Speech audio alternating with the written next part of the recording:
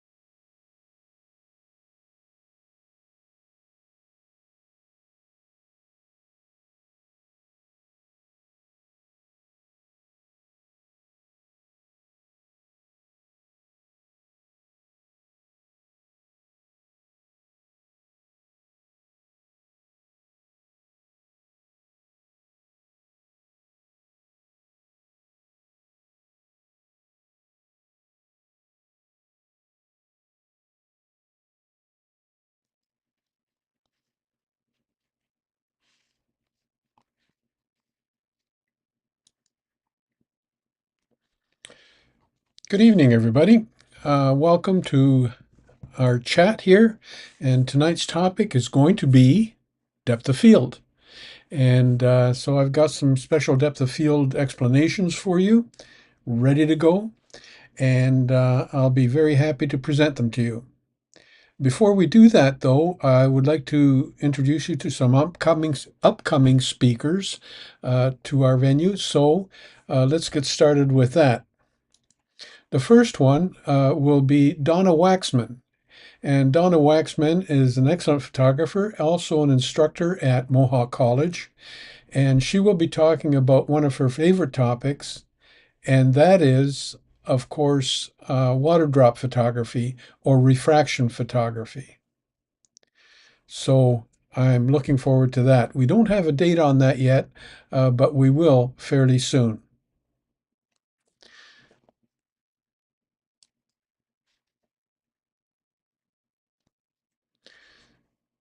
Hello, David.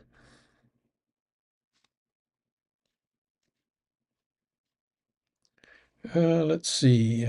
Hang on just a second here.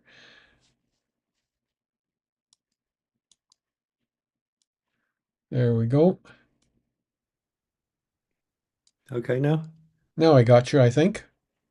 Yeah, good. And I'm just going to get my audio going here.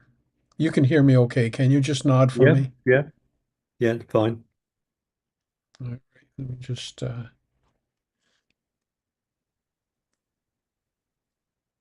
okay. That seems to be working. Now I'm just going to go to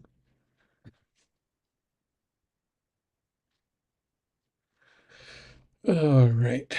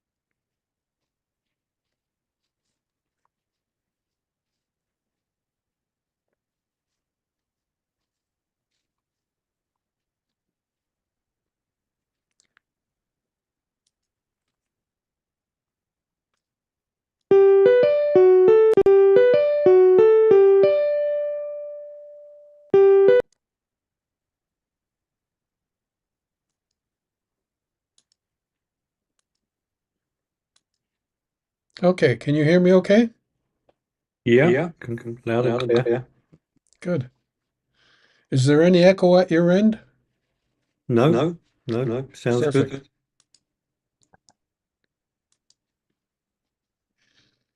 All righty. Well, let's see. So far, you're one of the only ones here. So Yeah, I'm just going to, what I'm going to do is I'm just going to reconfigure a couple of things here. sure. Sure. Yeah, Yeah, I've I've done done a a like a I've I've tried tried PowerPoint PowerPoint for for photos, photos, so so I'm I'm going to going to be be interested to interested to see see if if that that actually actually works. works. Okay, yeah, we'll give that a shot.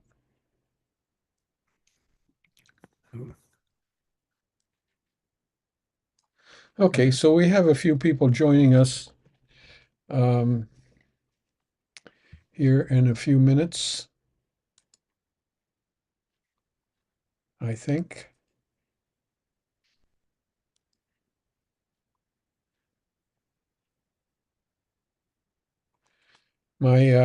My YouTube seems to be hanging up a little bit, so I'm just going to do a couple of trials there. Okay, so um, Yeah, you're going to you say, well, wait until we get to that part of the chat tonight where you can yeah, do a couple of things, and then see if we'll it get actually right on. works. We'll get right on with that. Hmm. Hmm. Okay, so we have a few people on YouTube, and I'd like to welcome them as well. If they can just let me know who they are through the chat, that would be fantastic. I would really enjoy that. Okay, so we were talking about, I don't know why,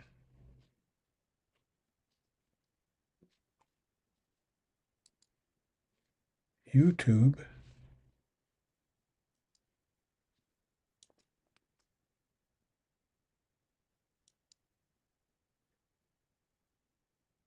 Zoom's working fine. YouTube, there seems to be quite a delay. Wow. Okay, let's see here.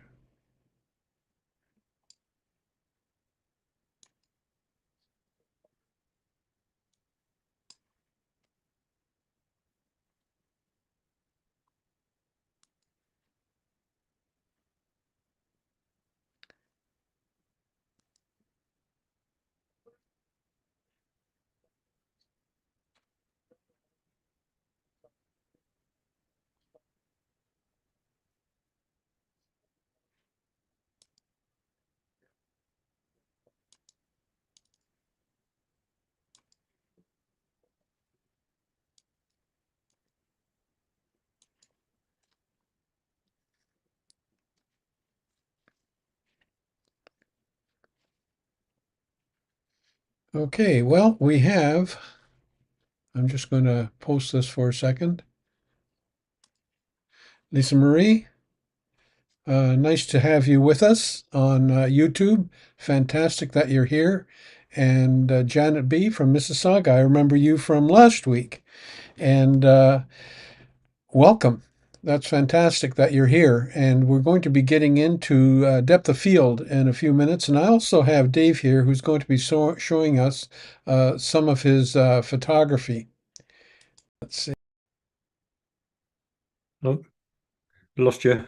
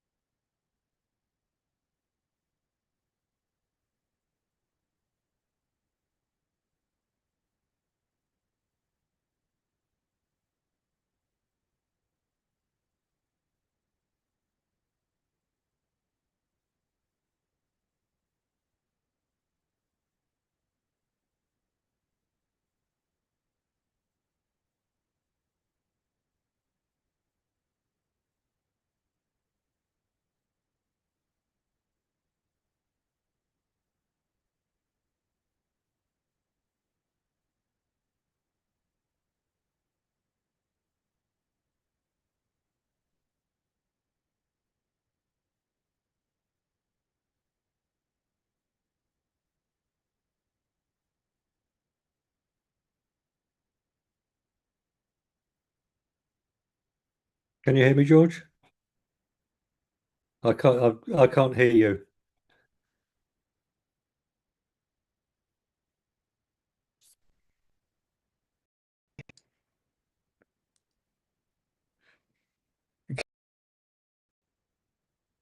Can you hear me now? Yeah, that should work. Yeah, yeah, Okay, got you now. perfect. All right, so we're off and running, so to speak.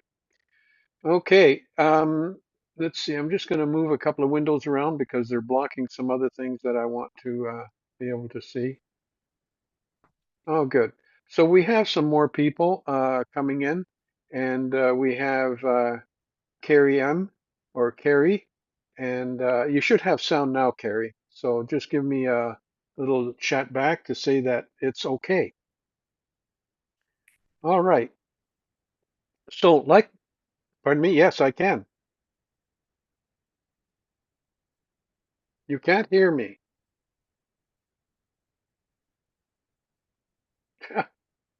What the heck? Is that on YouTube? You can't hear me? I can't. Yeah, that works.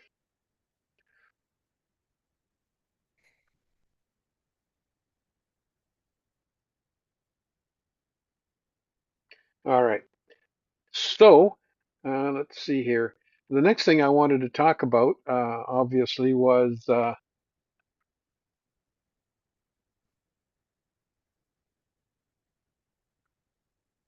just going to pin myself here.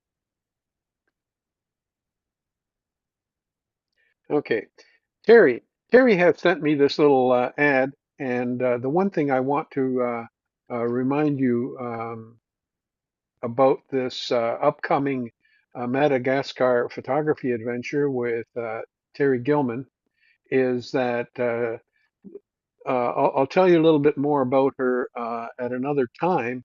But her and her husband set out on uh, quite a long time of sailing. I'm talking years. You can go to their website, which you can see at the bottom of this ad, right down there, and just you can peruse the photographs and read a little bit about their adventure. She's going to be on September the 24th, and it's going to be very exciting for us to be there. Okay, now the next one will be forensic photography, and forensic photography is going to be by Rob Rigoli. And Rob is actually an instructor at the Ontario Police College. So that'll be next week. And that's going to be pretty exciting. He's going to be talking about forensic photography. That's what he teaches at the police college. And if you're interested in forensic photography at all, drop in because that's going to be one of the highlight topics, I think, for the beginning of September. And we've got some other things coming up. Of course, we have Terry Gilman and we have Donna Waxman. And I also plan on having some people who will be coming with drone photography. So that's something else to look forward to. And next Wednesday, of course, is the forensics with Rob Riccoli. And that's going to be exciting. I already had a look at his presentation. I think it's fantastic. I know you'll enjoy it. So let's see. From here, we're going to go hmm, straight into depth of field. Let's get this out of the way. Depth of field. The definition of depth of field is, of course, when you focus on a subject, it's the distance in front of that subject and behind that subject that's considered to be acceptably in focus. And when I say acceptably, that's the key word because the only thing that's truly in focus is, of course, what you focused upon. But there is a distance behind and in front of the point of focus that is acceptably sharp. And that means if you blow it up to 8 by 10 and hold it at arm's length, it'll look sharp. So that's the real big criteria, depending on the length of your arms, I guess. But that's a rough rule. Now, what is depth of field all about? Well, let's see if I can break that down a little bit. I've worked on this presentation today to see if it makes any sense. You can tell me later on whether it made sense to you or not. And here we go. So here is our first image for depth of field. Now this is shallow depth of field, but I'm going to just move this arrow around maybe a little bit. Yeah, good. So this is where the photographer focused, and you can see that the front ball and the rear ball is out of focus, and that's shallow depth of field. But you'll notice that if you look at the ground here, that depth of field extends to the left and to the right. Actually, it extends up and down too, if there was a down from this point. But so if you were taking a photograph of a row of things across here, they would all be sharp because they're all at the same um, plane of focus. So let's have a look at that. This up and down, back and forth, is known as the plane of focus. That's where you focused. And that plane extends up, down, left, right. And so everything in that area is sharp. Now, I always like to equate this depth of field thing as if it were a wall. But let's have a look at where the depth of field ends and where the depth of field begins in this scenario. So I've drawn some blue lines here that indicate the front part of the end of depth of field and the back part of the end of depth of field. And that is your depth of field from the front to the back. That area in there, left and right, up and down, is all sharp. So I want you to imagine that there's a wall at the back. Anything beyond that wall is out of focus. There's a wall at the front. Anything forward of that wall is out of focus. But anything in between those two walls will be sharp, absolutely sharp, because they're within depth of field. Now, that works fantastic.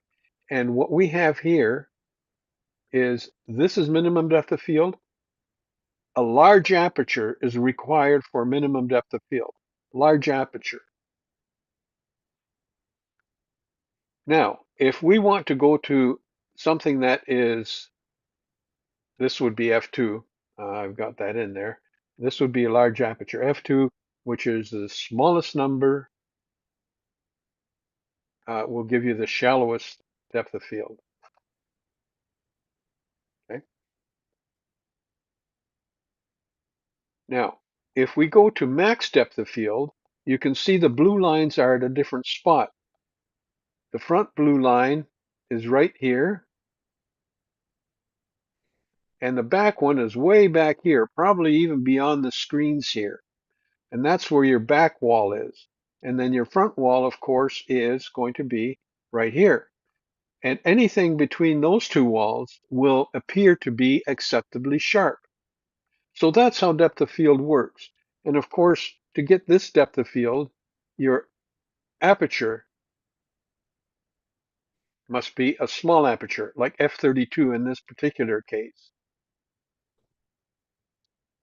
Are there any questions about this? Now, there's some confusion that I want to address before we get into any questions, and that is there is something called depth of focus, and depth of focus is not depth of field. Depth of focus is something that mostly people who are into cinematography deal with, or video production deal with, and that is setting the depth of focus at the focal plane inside the camera.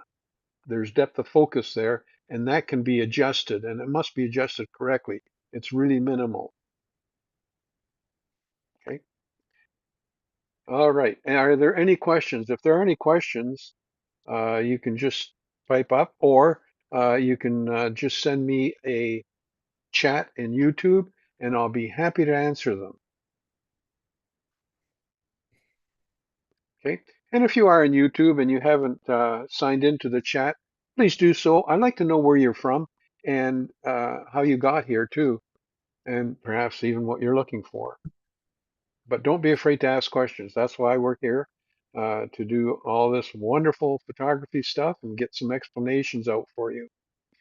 So here is the shallow depth of field, and here is maximum depth of field. I think you can see that. Let me show you again. Shallow depth of field, maximum depth of field. You can see that on the ground, how that changes.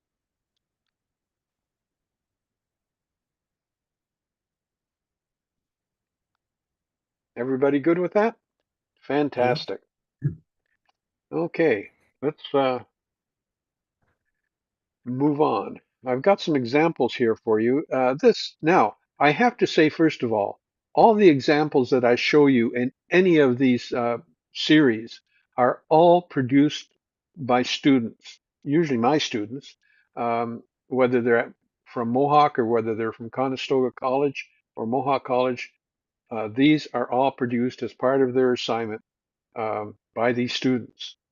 And so that's their work, not professionals. Well, maybe they are by now, who knows? Okay, so this was an excellent show of depth of field. You can see that here, the maximum depth of field, you can see the branches in behind. They're very, very well visible and fairly sharp. Maybe not really sharp, but you can see the depth of field extends in that direction with a small aperture like f32. And then when they went to an f2 aperture, then the depth of field shrank and only the person is sharp. Now, portrait photographers take this to advantage because what they do, of course, is they use depth of field in order to throw the background out of focus so that you're not looking at it, because it can be distracting if you have things in the background that might be sharp and interesting to the viewer. Their attention goes off the subject and goes to the background. By having a shallow depth of field, that doesn't happen. Okay, let's have a look at the next one. Now, the next one's pretty interesting. Now, the only reason I say it's pretty interesting is because here they're focusing on the blue paint tube without the cap on.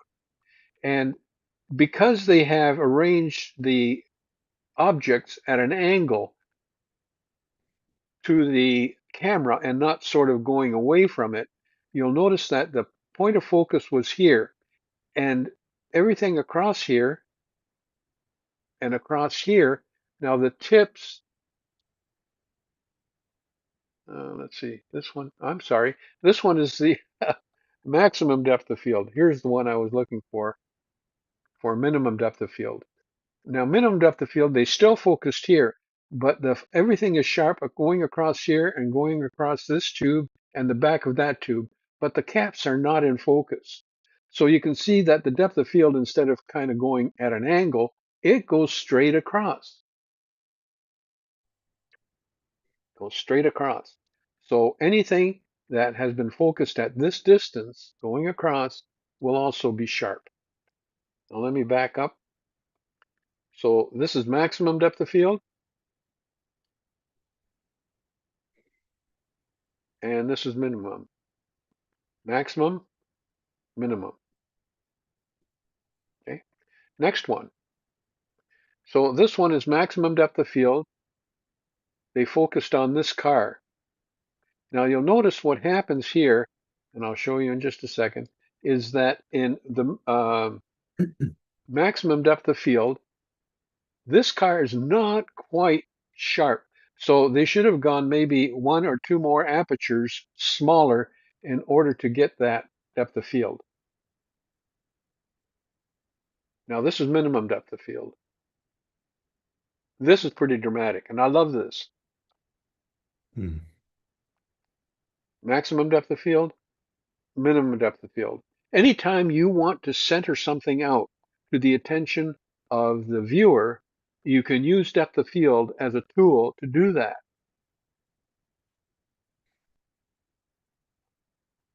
Hmm. Oh, I love this one. The only reason I really love this one is because I like chocolate.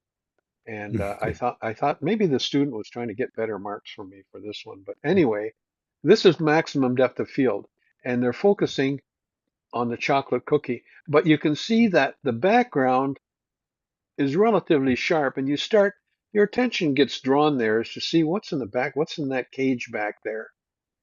But you do have depth of field from the front cookie to the back cookie, focusing on this one. So this was shot at probably f32. The next one, which is minimum depth of field, you can see what happens here. Now, only the chocolate cookie is sharp. Anything beyond that is on sharp. Anything closer than that is on sharp. And definitely the background is out of focus. So it's not as distracting. Max depth of field, minimum depth of field. This is done simply by changing aperture. Okay, now that covers how depth of field works. But there are three things that influence depth of field, and I'll give those to you verbally. Number one, aperture. Changing the aperture changes the depth of field. The smaller the aperture, the greater the depth of field. The larger the aperture, the shallower the depth of field. And to remember this, I just remember it by small aperture, greater depth of field. I kind of equate it to taking one of those long balloons, and if you squeeze it, it gets longer. So as you squeeze down the aperture, depth of field gets longer. That's just my way of doing that. But I have told my students there's probably a simpler way. If you're looking at the f-stop number, which is f2, small number, small depth of field. f32, large number, large depth of field. That's maybe a simpler way of looking at it. Anyway, that's one thing that changes depth of field.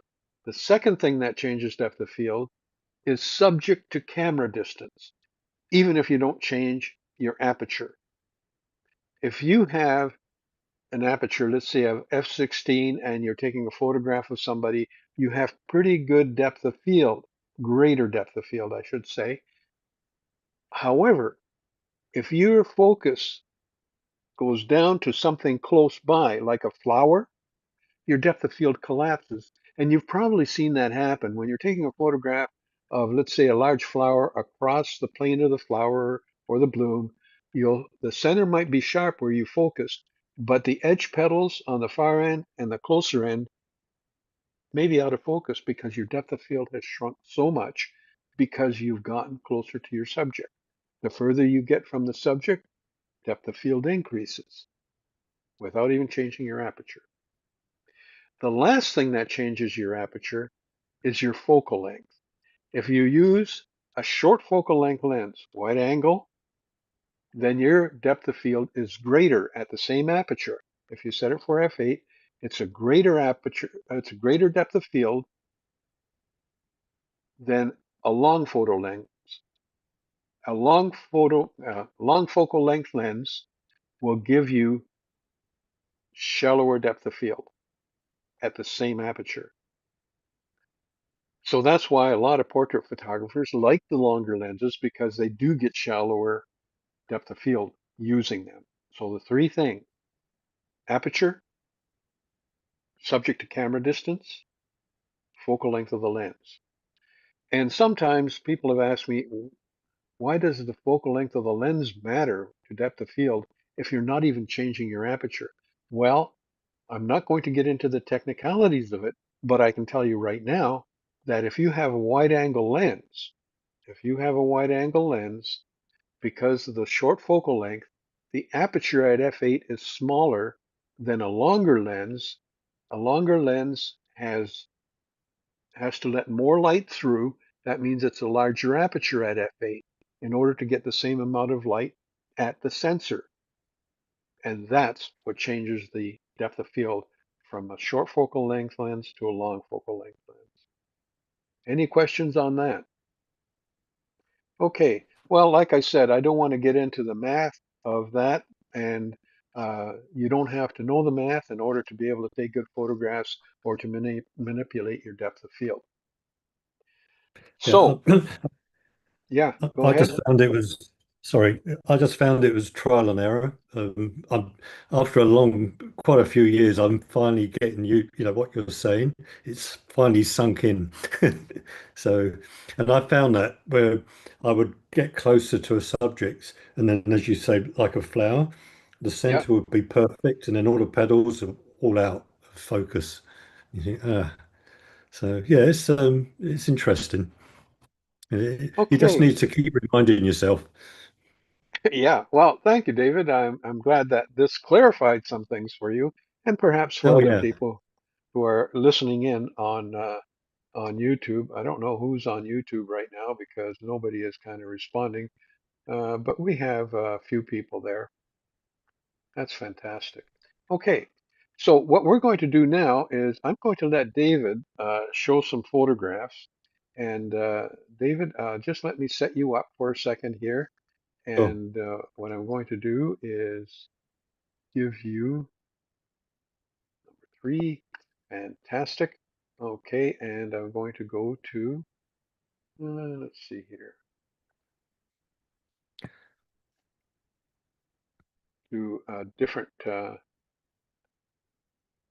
thingy. There. Hi, David. Okay, everybody, I would like you to meet David. And David is a former student of mine, and he's going to show you some photography. Are you going to be talking about ultraviolet light photography tonight? Yes. Yeah. All right, that's fantastic. Okay, so I'm Okay. going to let you go ahead, David, and bring up your subjects Is that cool? and take it away. Okay. Um, can you see what I'm Uh, showing? in just a second, we will be able to. There we go. Okay. So, yeah, this is something I just read in one of the photo journals, and I thought, oh, I'll take a chance doing it. It's fairly easy to set up. Um, Go on to the next slide. So basically, I just brought a couple of UV flashlights, fairly cheap. I think they're around 13, 14 bucks each.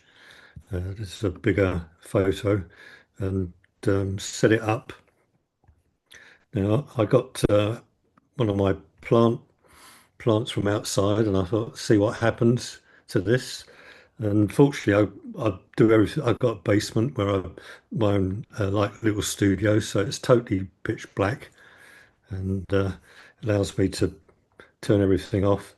So this is from a ta taken with my iPhone, and then the results come up as that.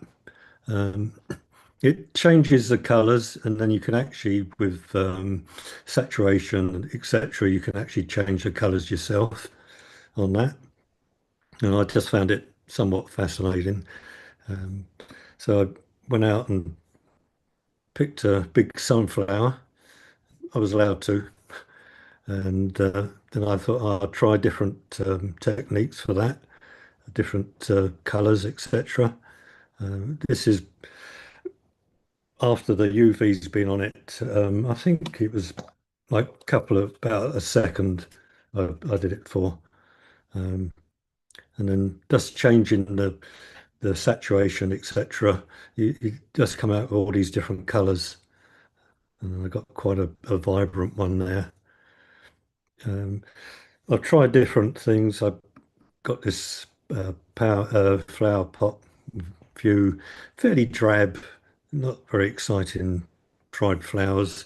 So again, just bringing a UV just brightens it up somewhat, and just certainly the feathers come up like a really beautiful blue on that one.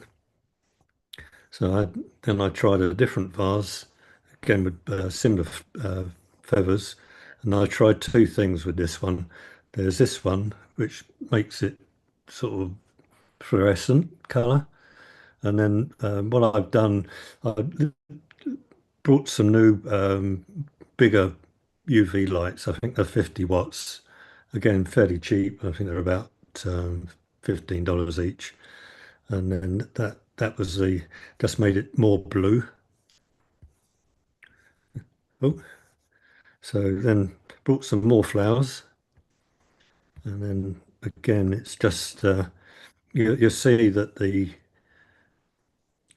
what was yellow has turned bright red, and it's just brings out quite a richness in colour on them. And then I tried a different colour, which turned it greenish. I brought some lilies as well, but they haven't come out yet, so I'm waiting to see how they turn out. And then the last one is more you can fluorescent sort of red colours on that. So I'm still experimenting, and they're not fantastic, but I'm getting there, and just trying to find different items to see what comes up with the UV light on that one. So it's just trying to find something new to do, and hopefully people find it interesting.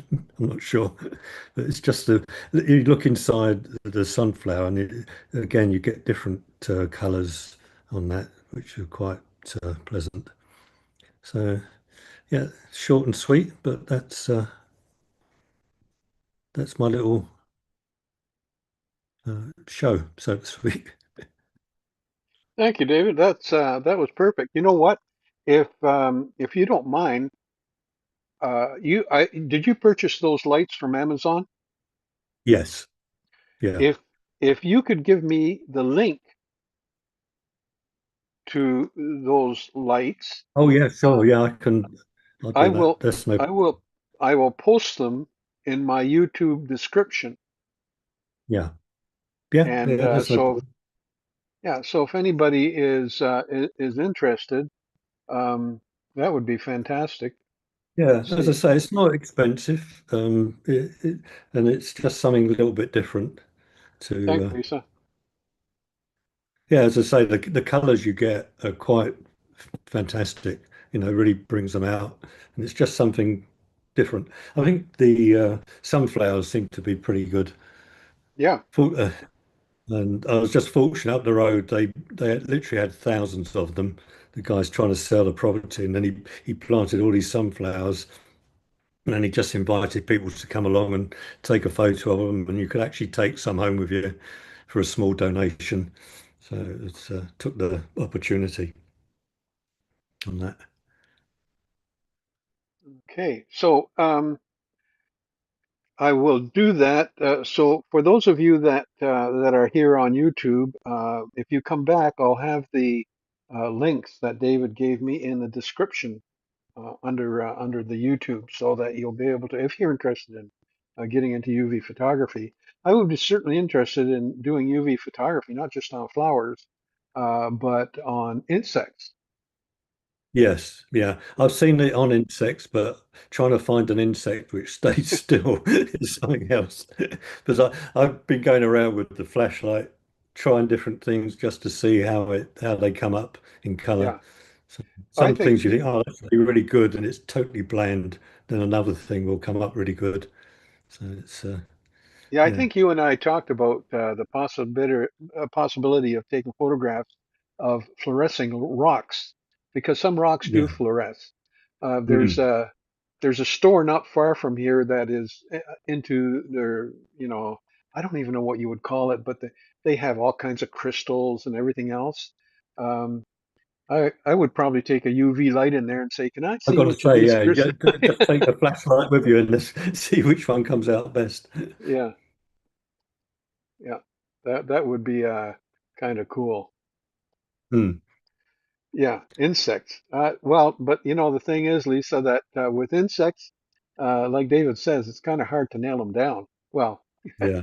or pin them down. I've got But a great big garden spider just outside my back door.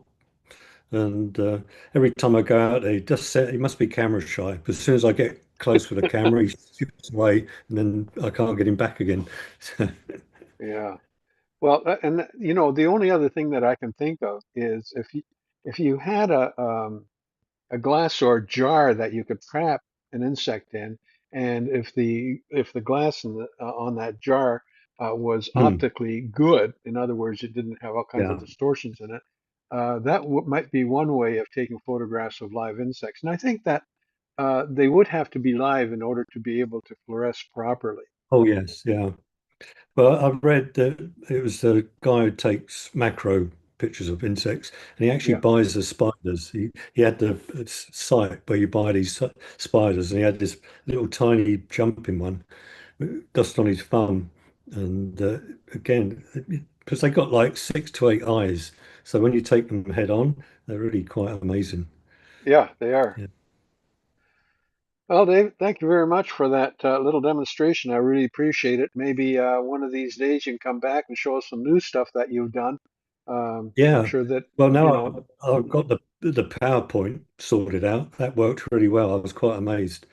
yeah, So I think normally that I'm one of the things about the PowerPoint, the next time you try it, when you bring the PowerPoint up, just click down in the bottom where it says show or display, and oh, it'll, so just it'll, skip that, yeah, yeah, it'll become full screen, and then you can just, talk about it. I'll still yeah, see you though. Yeah, that would be good. Yeah, maybe we should yeah, play around with that sometime. I know that one of sure. the things that I have found with doing this kind of a broadcast to both Zoom and to YouTube has been a bit of a challenge, only because receive things a little bit differently, and time-wise, they're a little bit different too. There's probably about a 10-second delay, if not more, in YouTube. But so if somebody asks a question and I give an answer, it'll be about 10 seconds before you get that answer. Uh, there's nothing we can do about that. But the other thing, of course, is that with Zoom, um, you can actually share. I haven't figured out a way of you guys sharing on YouTube yet, but I'm not sure if there is a way of doing that. Perhaps there is, but I'm not familiar with that. Anyway, we do have a few people watching, and if you haven't said hello, please say hello in the chat. If you and of course, I'm going to ask you at the end of this presentation if you like this, please give us a like and subscribe. Um, you can also be notified of any upcoming uh, events and so on that might interest you. Okay, Right. yeah, you got a car here?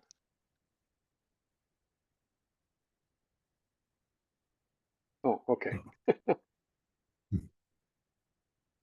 I wasn't sure what that was all about, but anyway, um, we can go on to the next item. If anybody has any suggestions on any topics that you'd like to see covered, just send them to me in a chat, whether it be a chat in Zoom or a chat in YouTube. I'd love to hear from you. If there's anything that you'd like to see covered, because eventually I'm going to pretty well cover everything that I cover in my classes. And if you see any ways that I can improve this chat, please let me know because I will do my best to improve it. I know there are always little hiccups here, but one of the things that I have found with this chat, and I'm not giving you an excuse here, is that the broadcast interface for this chat is pretty complex. It's actually beautiful once you get used to it, Yeah. but I've got a sound levels window, and I can mute things. I can put them live. I can change the size and shape of my windows. For example, I can actually go down here, and I'm now looking at. Let's see here. Where am I? There.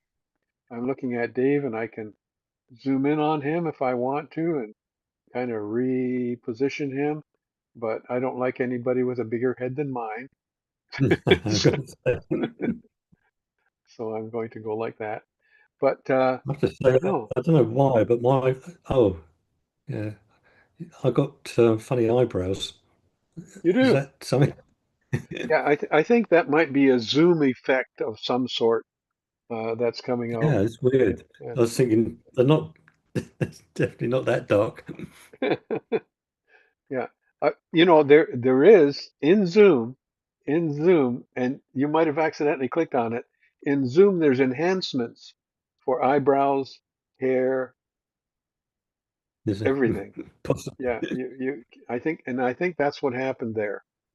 You have enhanced eyebrows, which is Just want to see if I can do enhance my hair. Be better. Yeah, okay. that's not going to work. Oh, exposure compensation. Good one. I'm going to write that down, Lisa Marie, and exposure comp, because there's several ways of doing that. Some, some things are easier, some things are a little bit harder, but I do like to explain all the possible ways that you can do exposure compensation with your camera. And a lot of cameras have built-in exposure compensation that you can access. And where I find exposure compensation is really handy is that, let's say you have a camera and you're taking photographs, and in taking those photographs, you find that all your work that you're taking is, when you put it on the computer, is a little too overexposed or a little too underexposed.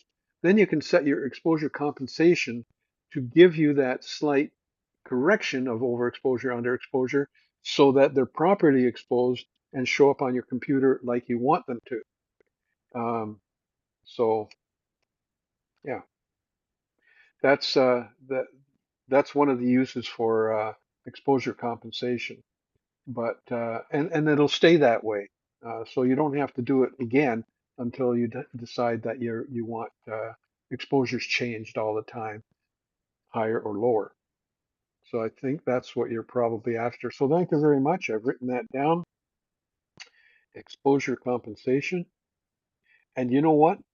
I can actually make that probably not next week because I think that next week I won't have an actual lesson.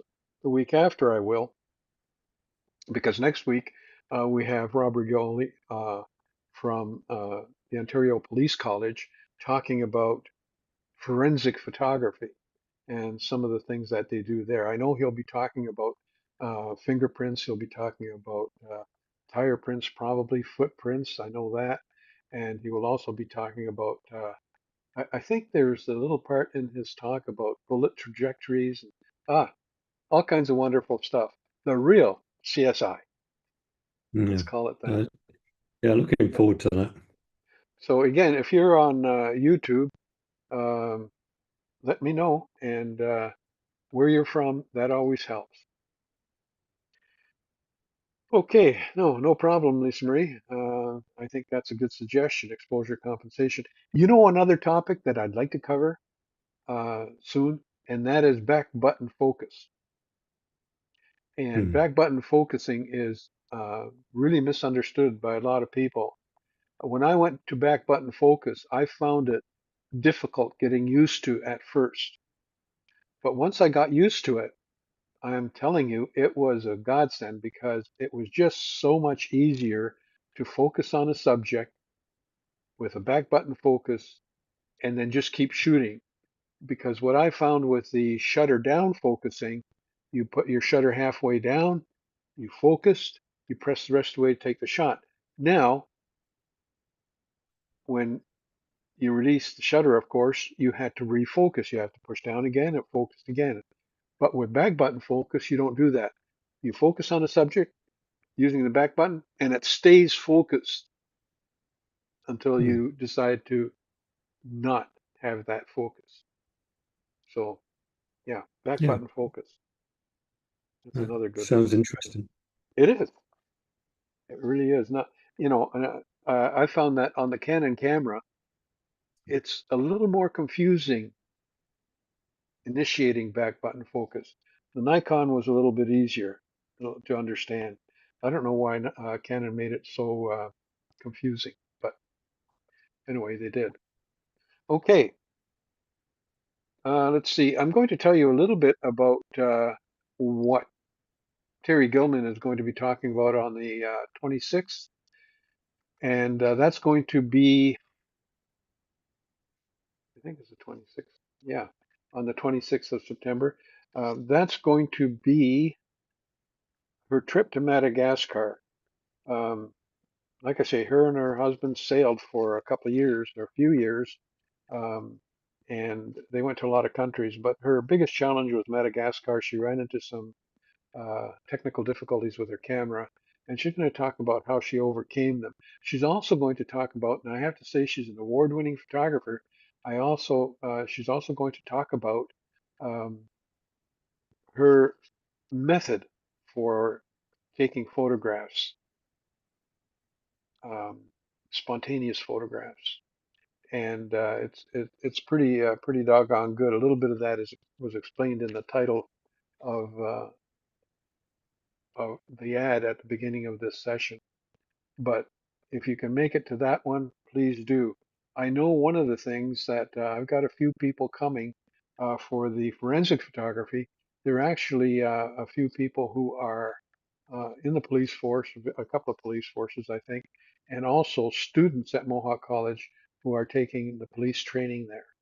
They're going to be attending, so I'm sure they'll have some lively questions for Rob.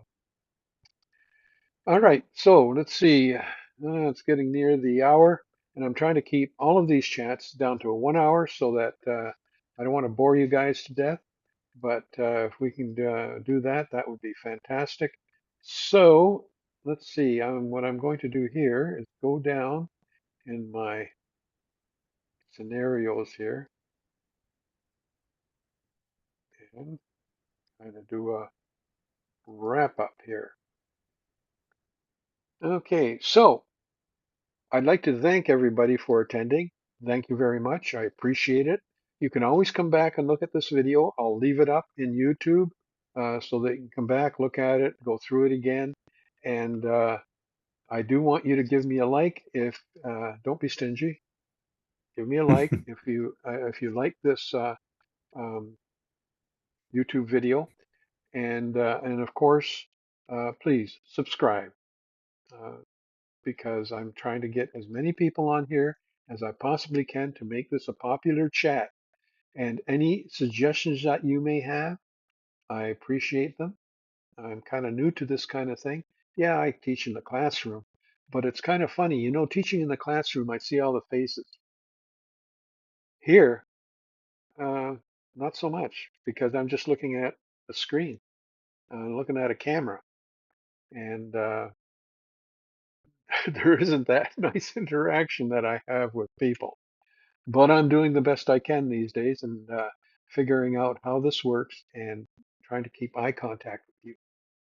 So, having said